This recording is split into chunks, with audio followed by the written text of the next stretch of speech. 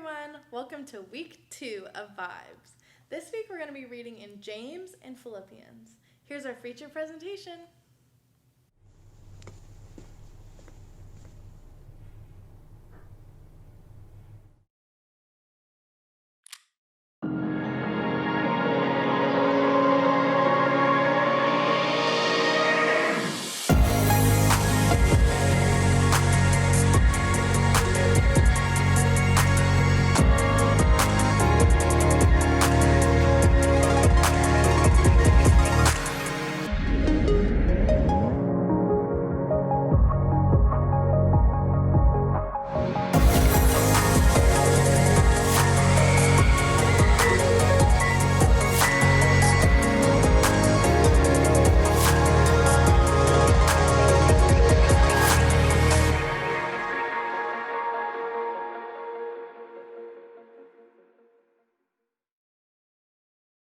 Let's talk about road rage. If you have your license, maybe you've experienced it personally. You've probably been in the car with someone who has raged while driving. Or maybe you've been in a car with someone and another driver was raging at you. Maybe you've never experienced road rage, but you've encountered hallway rage. I just made that term up. Hallway rage would be when you bumped into someone between classes and they dropped their phone. And then they get really mad and frustrated at you. Or maybe you remember a time when someone cut in front of you in the lunch line and you told them off. On the road or in the hallway, we all know that kind of rage. Even if you don't yell at someone or act rude with someone at school, you probably know the feeling of that kind of rage inside of you. You may not call it rage, and you may not call it anger, but you get the idea. Maybe you'd say that you're frustrated. When your sister shrinks your favorite shirt in the wash, you aren't mad, you're frustrated. When your stepdad grounds you for the weekend, you aren't angry, you're frustrated. Why? Because we don't like to think of ourselves as having an anger problem. But let's be honest, is there a difference between being mad and being frustrated? I mean, is there really a difference between road rage and road frustration? We're in this series called Vibes, and we're talking about the emotions and feelings we experience and how to name them for what they are. But we're also talking about keeping those vibes from controlling us. And it all starts by figuring out what's going on inside of us, because that's where our emotions come from. And one of the emotions that definitely shows up from inside of us is anger. The thing about anger is it doesn't always look the same. Sometimes it means yelling at someone or losing your temper. That's how we normally think of it. But sometimes it means giving someone the silent treatment. You know what I'm talking about? Sometimes when someone is mad at you and they're not saying a word, it's way worse. In fact, maybe you're really good at giving people the silent treatment. Not only is it a way for you to process your anger, it's a way for you to control the situation.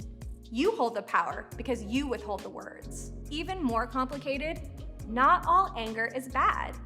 There's the anger we feel when we see injustices, when we see things like certain groups of people being treated unfairly, causes that we care about not being taken seriously, racism, people who don't have clean water, or people who don't take care of the planet. When we see these things happening in the world that aren't right, it's a good thing to get angry. So sometimes anger is helpful, and other times it's destructive.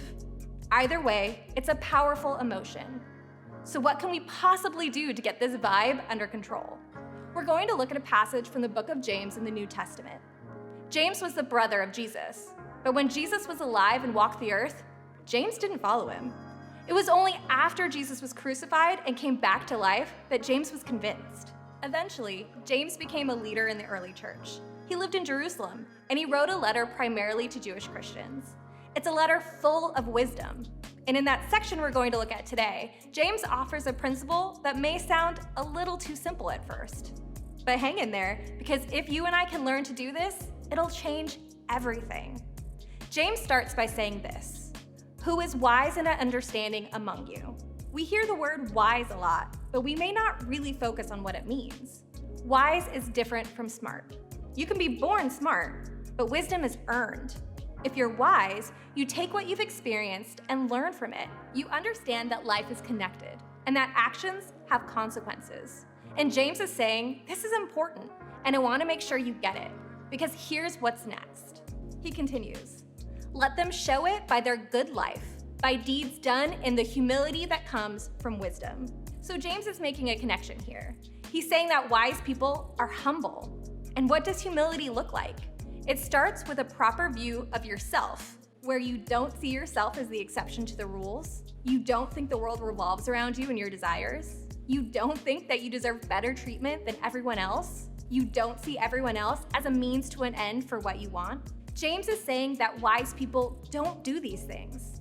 He continues, "But if you harbor bitter envy and selfish ambition in your hearts, do not boast about it or deny the truth." Harbor basically means to let something stick around. If you let stuff stay with you that makes you think you're better or more important, don't deny it. Call it out. Don't pretend to be fine. And then James says this, "For where you have envy and selfish ambition, there you find disorder and every evil practice." Let's say it a different way. When pride or arrogance gets lodged inside of us, it comes out in our actions. Not exactly great news. But he doesn't leave us hanging. A couple verses later, he asks, "What causes fights and quarrels among you?" I bet I could stop right there and everyone would have an answer to that question. Parents with unrealistic rules, younger siblings that won't stop being annoying, friends that don't text back, a stepdad that acts like he's always right, people with obnoxious TikTok accounts. We all have an answer outside of us that causes the problems among us. But James isn't buying it. He answers his own question by saying, "Don't they come from your desires that battle within you?" In other words, your mom may drive you crazy and your little brother may be annoying. But what causes the arguments? It's not them, it's you. Or more specifically, what's in you.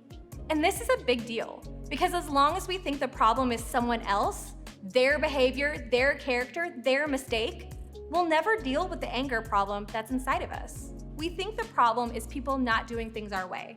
But James is saying the problem is that we want to get our way. But as long as we think the problem is outside of us, we'll never take care of what's inside of us. You may disagree, because maybe you feel like the things you want are things that have to be earned. Things like freedom, respect, trust, and responsibility. And when you don't get the things that you feel like you've earned, it doesn't seem fair. And you're right. But James isn't talking about what's fair and what isn't. He's saying that if you want to get to the root of your frustration and anger, you need to be willing to admit that the problem is in you. The problem is when you don't get what you think you deserve. So what do? Well, we have to change the script. When other people aren't acting like we think they should, or we aren't getting what we want or think we deserve, we have to change what we say. Instead of saying, "He's being selfish, she's being annoying, or they're being rude," instead, we say, "You know what the problem is?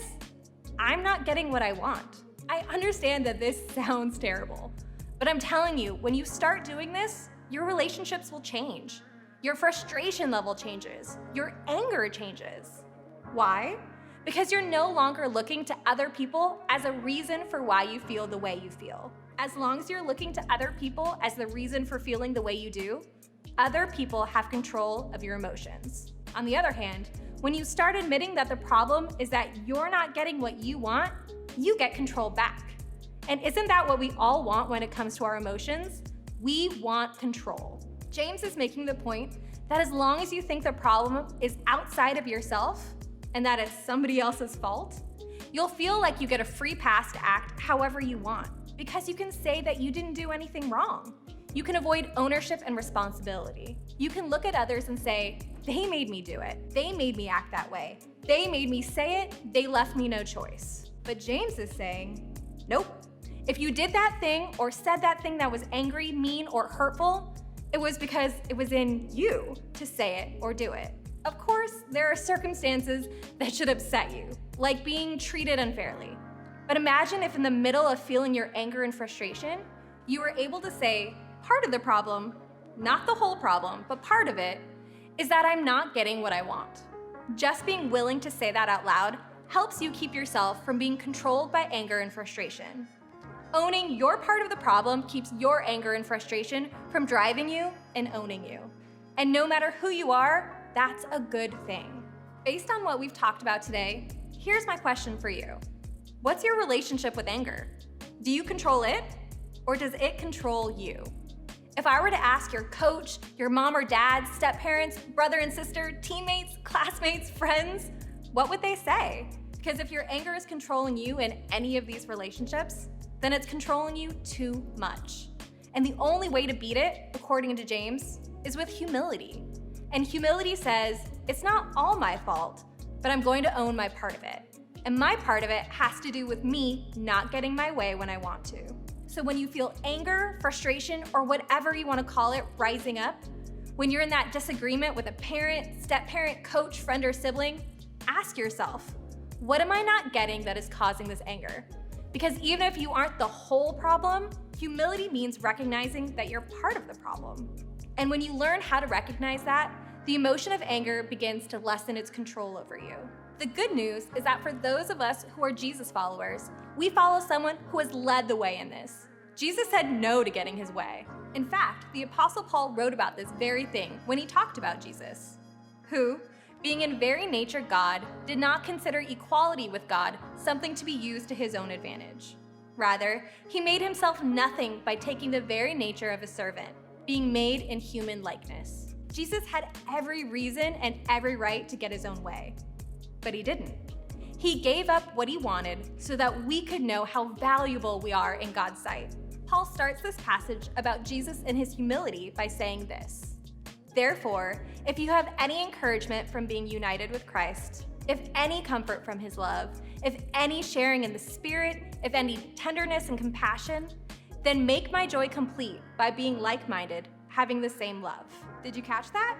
He tells us to be like Christ, and then he tells us what Christ is like: humble, when he had every reason not to be. Jesus surrendered his way when he could have easily fought for it. Following the example of Jesus is how we keep anger from controlling us. Think of it this way: because of Jesus, anger doesn't have to be the boss of you.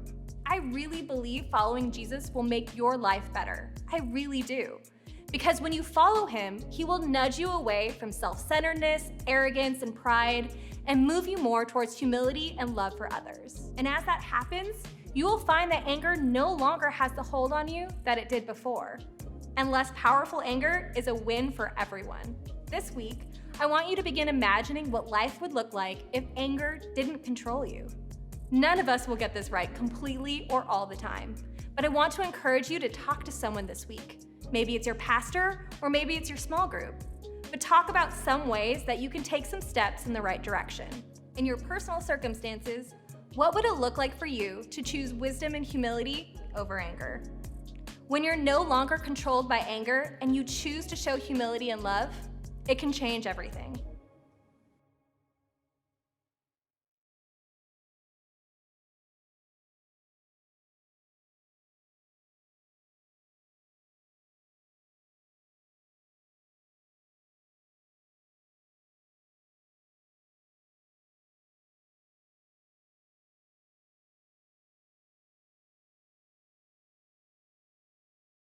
Welcome back. Everyone feels anger. Anger is a very powerful emotion. How do we keep it from hurting people in our lives or from being destructive in our lives? Now we're going to read James 13 to hopefully figure it out. Who is wise and understanding among you? Let him show it by his good life, by deeds done in humanity that come from wisdom. Basically, this verse is saying that actions have consequences. If you do good deeds, then good things will happen. If you don't, they won't. And it's also saying that wise people are humble. Now we're going to read James 3:14. But if you harbor bitter envy and selfish ambition in your hearts, do not boast about it or deny the truth. This is saying don't pretend to be okay. Holding in the anger won't help anything or anyone. James 3:16. For where you have envy and selfish ambition, there you have disorder and every evil practice. Being angry comes out in our actions. Being angry makes your heart angry, and your words and your movements come out as angry or hurtful to other people. James 4:1. What causes fights and quarrels among you? Don't they come from desires that battle within you? If we blame others for our anger, we'll never fix the anger inside of us. Admitting our anger is the first step in fixing our vibes.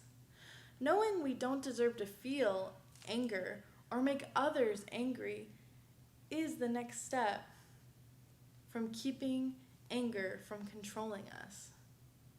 Now we're going to read Philippians 2:6-7 and 1:2. Who being in very nature, God did not consider equality with God something to be grasped, but made himself nothing, taking the nature of a very servant and being made in human likeness. If you have any encouragement from being united with Christ, if you have any comfort from his love, if any fellowship with the Spirit, if any tenderness and compassion. Imagine how good your vibes would be if you didn't let anger control you. If there's anything you learned this week, it's this. Because of Jesus, anger doesn't have to be the boss of you. Now we're going to pray it out.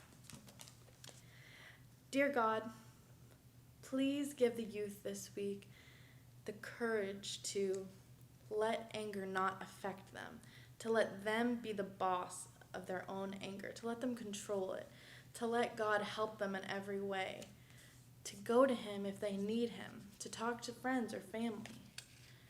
Make them feel peace, just like we talked about last week, and keep them safe from coronavirus. Amen. Bye, everyone. See you next week.